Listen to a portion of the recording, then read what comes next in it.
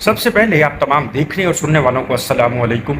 آج آپ سے ریکویسٹ ہے کہ اس ویڈیو کو کمپلیٹ دیکھیے گا، اینڈ تک دیکھیے گا، آج آپ کو مزہ آ جائے گا۔ میں کوشش کروں گا اور اس ویڈیو میں تقریباً کوشش کی ہے کہ آپ کا ایک بھی سیکنڈ میں ضائع نہ ہونے دوں۔ تو سب سے پہلے آپ ویڈیو دیکھیں۔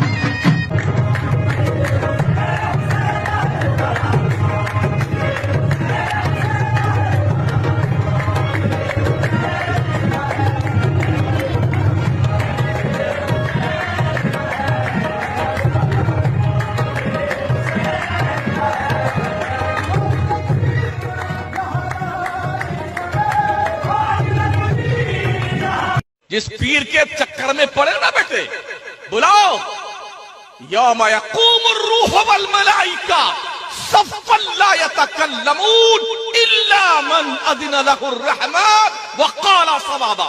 ہے کس کے ماں کے بچے کے اندر جرت اللہ سے بات کرنے کی؟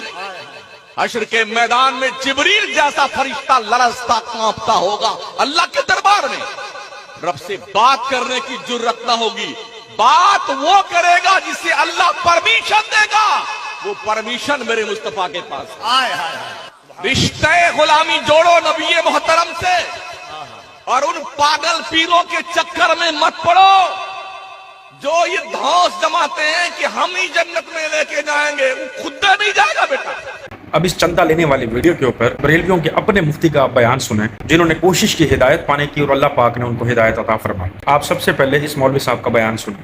اب ایک منٹ کے لیے سوچ کے مجھے آپ جواب دیجئے گا، 10 روپے سے لے کے 5000 تک لوگوں نے چندہ دیا ہوگا، اور یہ کم سے کم بھی نہ، کم سے کم لاکھوں روپیہ چندہ ہوگا۔ اب جو آپ سے اپنی خانقاہ کو چلانے کے لیے، اپنے گھر کو چلانے کے لیے، اپنے عملے کو، اپنی سیکیورٹی کو، یعنی کہ خود اور اپنے سے جڑے ہر رشتے کو فیسیلیٹیٹ کرنے کے لیے 10 روپے سے لے کے 5000 تک کا مقروض ہے، 10 روپے سے لے کے 5000 تک آپ سے بھیک مانگتا ہے، آپ اس کے آگے سجدہ بھی کرتے ہیں، آپ اس کے آگے جھکتے ہیں، آپ ان سے بھیک مانگتے ہیں، ان کو پیسے دے کے پھر انہی سے بھیک مانگتے ہیں، ہمارا کاروبار چلا دیں، ہمیں اولاد عطا کر دیں۔ میرے بھائی، یہ جو محنت کر کے یہ جو آپ اپنا مال کماتے ہیں نا، یہ عطا کرنے والی ذات بھی اللہ کی ہے، اور سب سے بڑی بات، وہ اپنے اوپر کچھ بھی نہیں مانگتی آپ سے، وہ تو صرف یہی چاہتی ہے کہ آپ انہیں سجدہ کریں، ان پر ایمان رکھیں، آپ کو وہ اس دنیا کے اندر بھی اپنی نعمتوں سے نوازیں گے اور روز قیامت والے دن بھی اپنی نعمتوں سے نوازیں گے۔ پوری تقریر لے پیر دے پیر، لے پیر دے پیر۔ خدا بھی کسی ذات کا نام ہے، جانتے ہو خدا کو؟ جس نے پیر کو بھی پیدا کیا، پیر کے باپ دادا کو پیدا کیا، جس نے ہمیں بھی پیدا کیا، ہمارے باپ دادا کو پیدا کیا۔ کاش اس قوم کو دین سکھایا جاتا تو ہمارا سنی جاہل نہیں رہتا۔ ہم نے پیر سکھایا ہے، فلانے پیر، ڈھکانے پیر۔ وہ اکثر بریلوی مفتی اور عالم اسپیکر پہ چیخ چیخ کے کہہ رہے ہوتے ہیں نا کہ اللہ سے مدد مانگتے ہیں، بس اللہ سے مدد مانگے، اللہ کو کہہ دو نا یہ پانی کا گلاس تمہارے منہ تک آ جائے، اللہ کو کہہ دو نا کہ فلاں مردہ تمہارا فوت ہو گیا ہے، اللہ اس کو، تمہارے ماں باپ کو، فلاں کو زندہ کر دے۔ یہ جو اس طرح کے تانے کستے ہیں نا، صرف اپنے پیروں کو ڈیفینڈ کرنے کے لیے، شرم آنی چاہیے کہ ہمارا اللہ یہ جو چندے ہیں نا، ان سے بے نیاز ہے۔ آپ خود بتائیں، عید الاضحیٰ والے دن جو ہم قربانی کرتے ہیں، جس جانور کے اوپر ہم صدا دیتے ہیں اللہ اکبر کی اور اس کو ذبح کرتے ہیں، وہ گوشت اللہ تعالیٰ کے لیے کوئی فرشتہ لینے کے لیے آتا ہے، غریبوں میں تقسیم کرواتے ہیں۔ تقریباً کروڑوں اربوں خربوں لوگوں کے چولہے جلتے ہوں گے۔ یہ ہے اللہ پاک۔ تمہارے پیر تو ران والی بوٹی دے دو، پائے پکوا دو، فلاں دے دو، اسی ٹائم ہڑپ کر جاتے ہیں۔ ہمارا اللہ ان تمام چیزوں سے بے نیاز ہے۔ وہ یہی چاہتے ہیں کہ تم اس ذات پہ ایمان رکھو جنہوں نے سب بنایا، ان کو کوئی بنا نہیں سکتا، وہ وحدہ لا شریک ہے، وہ ہر چیز سے پاک ہے جو کہ انسان کرتا پھر رہا ہے، وہ شرک سے بھی پاک ہے، وہ چندے سے بھی پاک ہے، وہ قربانی کھانے پینے سے بھی پاک ہے۔ تو جو اپنا پیٹ پالنے کے لیے آپ سے چندہ لے رہا ہے، اپنے آپ کو خوش رکھنے کے لیے آپ سے چندہ لے رہا ہے، وہ آپ کو اولاد دے سکتا ہے، وہ آپ کے نصیبوں کو بدل سکتا ہے؟ اللہ تو یہودیوں کی بھی مدد کر رہے ہیں، تو پھر کیا یہودیوں پہ بھی ایمان رکھ لیا جائے؟ یہودیوں میں بھی آپ دیکھ لیں کتنے کروڑوں خربوں پتی لوگ ہیں، یہودیوں کے ہاں بھی تو ایسا ہوگا، ہندوؤں کے ہاں بھی تو ایسا ہوگا کہ فلاں پنڈت کا ہاتھ سر پہ رکھوا لو تو سر کا درد دور ہو جائے گا، تو پھر پہنچ جائیں وہاں پہ۔ تو مطلب اس چیز سے سمجھنے کو کیا ملتا ہے؟ اللہ شفا سب کو دیتا ہے، چاہے وہ کافر ہے، چاہے وہ اللہ پہ ایمان رکھتا ہے یا نہیں رکھتا، لیکن جیسے اس آنکھ سے پردہ ہٹا اور وقت نظر آیا، چمڑی ادھڑنا شروع ہوگی اور نہ جانے کب تک ادھڑتی چلی جائے گی کہ تم ان لوگوں کو پکارتے تھے، دیکھو وہ کہاں ہیں، ابھی بھی وقت ہے ایمان لے آؤ صرف اللہ وحدہ لا شریک پہ، کہ ان کے سوا کوئی کچھ نہیں کر سکتا، اولاد، پیسہ، کھانا پینا، اور یہ جو ہم سے چندہ لے کے کھاتے پیتے ہیں یہ اپنی مدد نہیں کر سکتے، اپنے لیے اپنے پیٹ کو بھرنے کے لیے کما کے نہیں کھا سکتے، یا آپ کی مدد کیا کریں گے؟ انج لگدا ہے جویں باکر شاہ میرے باغ جگاون آ گیا، ہائے سیونی میرا سید میرے باغ جگاون آ گیا، سیونی میرا سید میرے باغ جگاون آ گیا۔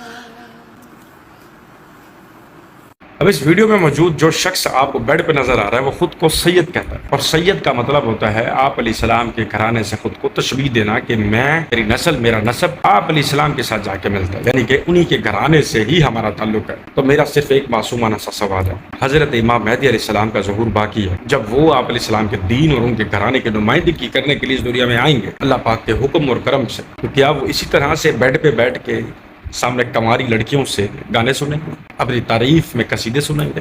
اس طرح سے دوسری عورت جوان برہنہ حالت میں امام مہدی علیہ السلام کے پیر دبا رہی ہوں گی، اور وہ کیا ان تمام چیزوں کو، اس پیٹرن کو پسند کرتے ہوں گے؟ یہ بدتمیز لوگ اور جاہل لوگ جنہوں نے خود کو خود سید بنایا ہوا ہے صرف عزت بٹورنے کے لیے اور مال بٹورنے کے لیے، ان کو یہ شرم نہیں آتی کہ یہ خود کو سید تو چلو کہہ رہے ہیں مگر آپ علیہ السلام کے گھرانے کو بدنام کرنے میں کوئی کسر انہوں نے نہیں چھوڑی۔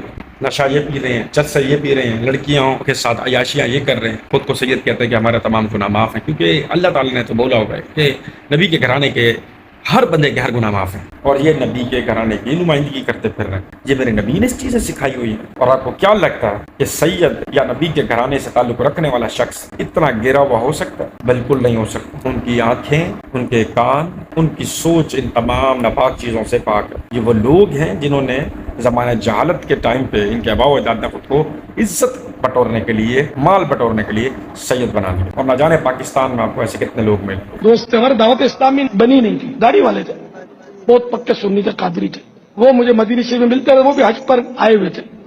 ایک بار انہوں نے بولا کہ بس میرے ساتھ ایک واقعہ ہوا ہے، تو میں نے سید قطب مدینہ حیات تھے ان دنوں، حضرت مولانا ضیاء الدین صاحب رحمۃ اللہ علیہ، تو بولا وہ بس میں نے ان کو بولا اور آپ کو بول رہا ہوں۔ انہوں نے بولا کہ میں ایک بار سبز جالیوں کے پاس بیٹھا ہوا تھا، تو بولا اچانک اس سبز جالیوں کے اندر سے سرکار صلی اللہ تعالیٰ علیہ وسلم باہر نکلا، اور سرکار صلی اللہ تعالیٰ علیہ وسلم مجھ سے فرمانے لگے کہ مانگ کیا مانگتا ہے؟